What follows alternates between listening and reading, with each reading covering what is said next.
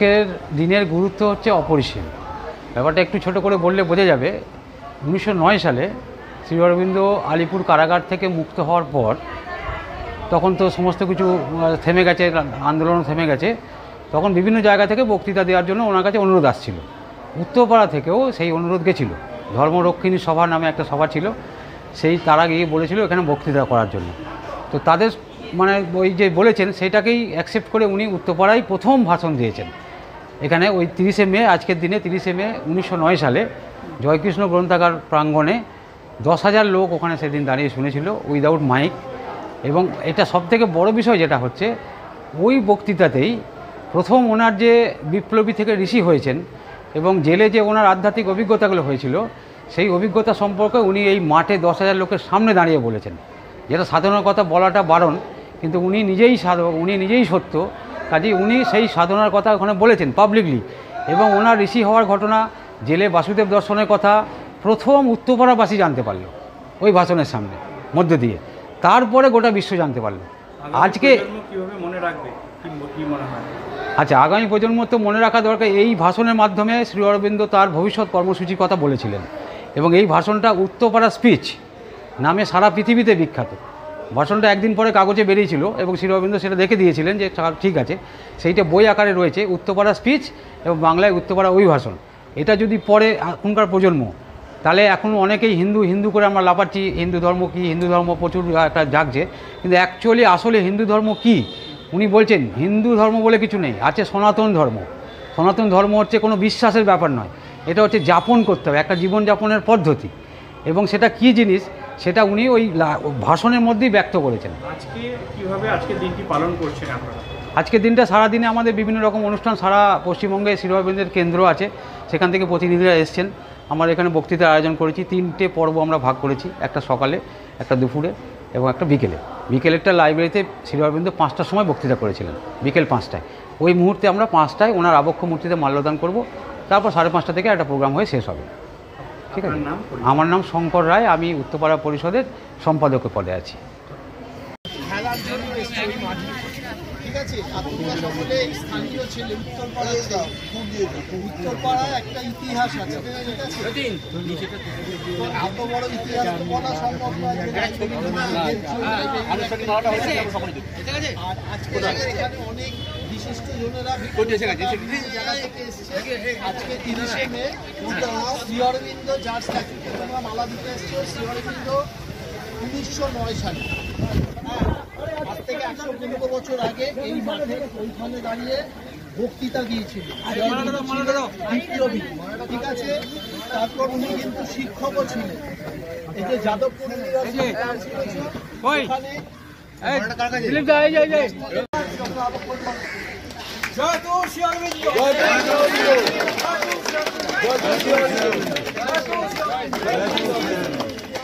আজকের দিনে শ্রী অরবিন্দ, তখন বিপ্লবী অরবিন্দ ঘোষ আলিপুর জেল থেকে বেরিয়ে প্রথম উত্তরপাড়ায় এসেছিলেন।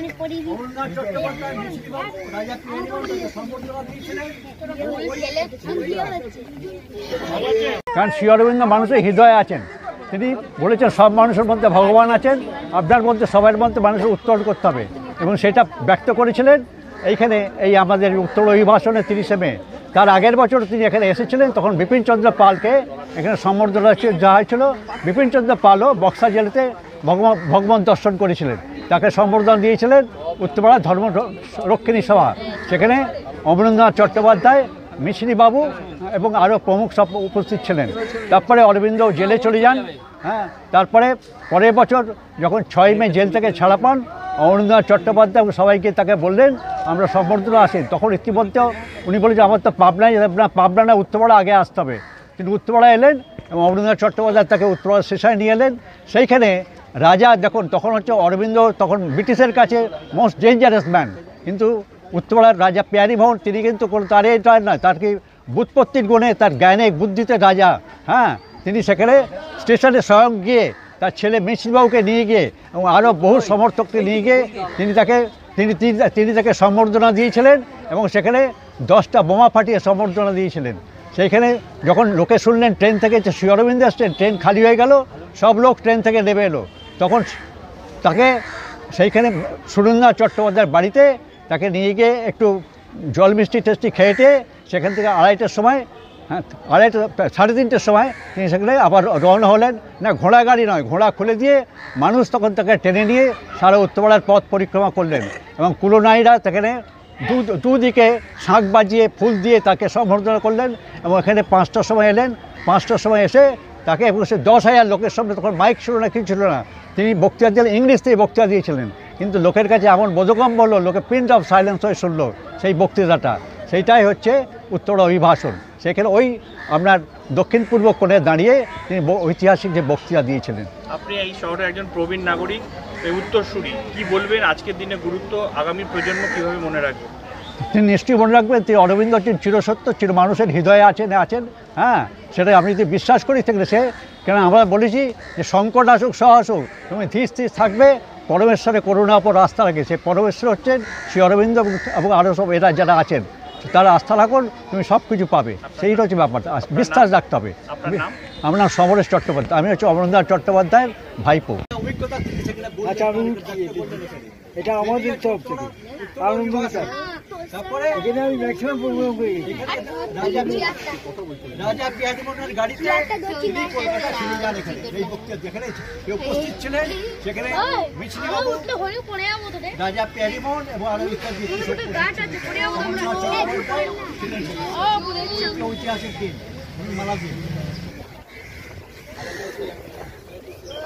জয় তু শ্রী অরবিন্দ, জয় তু শ্রী অরবিন্দ, জয় তু শ্রী অরবিন্দ।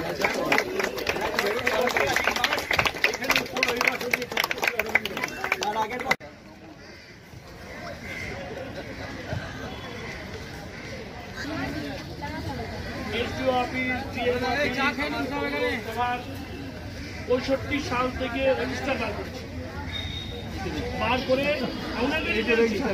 আমি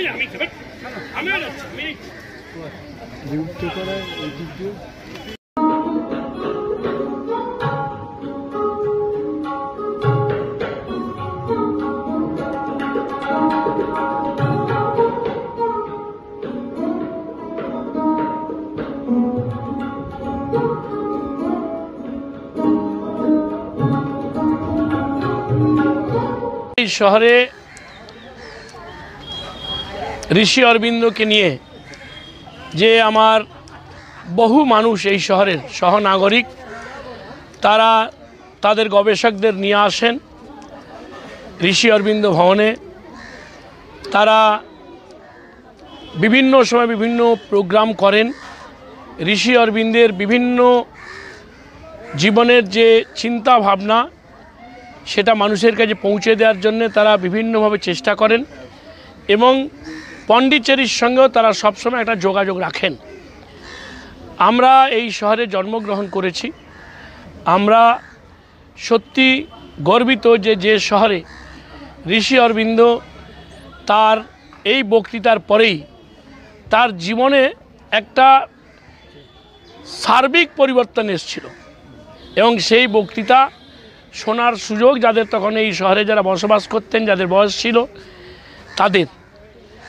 তারা এই মাঠেই উনি বক্তৃতা করেছিলেন। এবং আপনারা সমরেশদা আমাদের এই শহরের সহনাগরিক নয়, বিভিন্ন সময়ে যিনি সবচেয়ে বেশি আমাকে পরামর্শ দেন যে এই শহরের পুরনো ইতিহাসকে কিভাবে নতুনদের কাছে পৌঁছে দেওয়া যায়, তার জন্য যিনি সবচেয়ে বেশি আমাকে পরামর্শ দেন, উনি বলেছেন যে এমন একজন মানুষ এই শহরে এসেছিলেন ঋষি অরবিন্দ, যে তার ঘোড়া গাড়ি থেকে ঘোড়া সরিয়ে দিয়ে তৎকালীন এই শহরের সহনাগরিকরা তারা তাকে কিন্তু টেনে সারা শহর পরিক্রমা করেছিলেন এবং ইংরেজ সরকারের কাছে যিনি তার চরম শত্রু হিসাবে যাকে চিহ্নিত তারা করেছিলেন, তাকে তৎকালীন আমাদের এইখানকার জমিদাররা, রাজারা, তাদের পরিবারের মানুষরা এবং এই শহরের সমস্ত নাগরিক সেদিন মায়েরা, বোনেরা একদিক দিয়ে তাকে শ্রদ্ধা জ্ঞাপন করেছিলেন তার রীতিনীতি অনুযায়ী, আমাদের সংস্কৃতি কৃষ্টি অনুযায়ী, এবং তাকে দিয়ে এখানে উনি যে বক্তৃতা করেছিলেন সেই বক্তৃতা উত্তরপাড়া স্পিচ হিসাবে সারা পৃথিবীর মানুষের কাছে পরবর্তীকালে একটা গবেষণারও বিষয় হয়েছে। স্বাভাবিক কারণে এই দিনে দাঁড়িয়ে আমার এই সমস্ত বয়োজ্যেষ্ঠ মানুষের মাঝে আমি পৌর প্রধান হিসাবে নিশ্চিত করে গর্ববোধ করি এবং শুধু বলি ঈশ্বর এই শক্তি দিন যেন এই শহরের এই গর্ব, এই ঐতিহ্য, এই মর্যাদাকে আমরা সবাই মিলে যেন রক্ষা করতে পারি এবং আরও সমৃদ্ধ করতে পারি। এটাই বড়রা আমাদের পর্যন্ত সার্কুলেট করেছেন। Now this is our responsibility to circulate all this things to the juniors.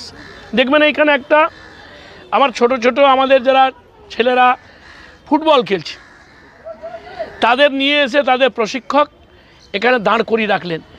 তারা জানলো ঋষি অরবিন্দ কে ছিলেন, তার এই মূর্তিটা স্থাপন হয়েছে কেন, এই সম্পর্কে কেউ 2 লাইন, কেউ 4 লাইন, কেউ 6 লাইন তারা শুনলেন। এটাই হচ্ছে একজন নাগরিক হিসাবে এই শহরে আমাদের প্রথম দায়িত্ব এবং এই দায়িত্ব কর্তব্য আমরা সবসময় করি। দেখুন, খুব সেন্সিটিভ মানুষ আছেন, তারা অরবিন্দ পরিসরে যাবেন, তার উপরে পড়াশোনা করবেন, তার ভাবধারার মধ্যে দিয়ে নিজের জীবনযাপন করবেন, আরও 2-4 জনকে শিক্ষিত করবেন। কিন্তু এইটা পৌঁছবার আগে তার মধ্যে জেনারেট করতে হবে এই মানুষটির প্রতি শ্রদ্ধা ভক্তি, সেটাই কিন্তু এই ছোটদের মাঝে আমাদের করতে হবে। এই কাজটাই অরবিন্দ পরিষদের আমার সব শঙ্করবাবুরা যারা আছেন তারা যেমনি করেন, একই সঙ্গে এটা আমাদের প্রত্যেকের দায়িত্ব। তার কারণ যে আমরা এই জায়গাটা এলে আমরা মাথা উঁচু করে বলি যে এশিয়ায় প্রথম নিঃশুল্ক লাইব্রেরি, একটা এমন লাইব্রেরি যেখানে কোনো ফি দিতে হয়নি, এমন একজন মানুষের বক্তৃতা যে বক্তৃতা নিয়ে সারা পৃথিবীতে রিসার্চ হচ্ছে, এমন একজন মানুষ যিনি এইখানে এসে তার জীবনের শেষ সময়টা কাটিয়েছেন, যাকে নিয়ে সারা পৃথিবীতে মাইকেল মধুসূদন দত্ত নিয়ে রিসার্চ হয়। স্বাভাবিক কারণে এই মাঠটাতে বা এই জায়গাটা এলে আমরা গর্ববোধ করি এবং যিনি লাইব্রেরি তৈরি করে দিয়েছিলেন তার প্রতিও আজকে দিনে না প্রতিদিন আমরা শ্রদ্ধা জ্ঞাপন করি। অনুষ্ঠানের দিনগুলো একটু আরও আমাদের এই সুযোগ আমরা পাই। আমরা বিশ্বাস করি আমাদের শহরে সম্ভব আমাদের সমস্ত ছোটদের কাছে এই শহরের যে ইতিহাস, এই শহরের যে ঐতিহ্য, এই শহরের যে কৃষ্টি, এই শহরের যে মর্যাদা, এই শহরবাসী সেটাকে আগামী দিন আরও সমৃদ্ধ করবেন। এটাই আমার সকলের কাছে আবেদন। বড়দের কাছে আমরা শিখেছি, ছোটদের পর্যন্ত এটা আমরা সার্কুলেট করতে পারলে আমরা আমাদের দায়িত্ব পালন করতে পারব।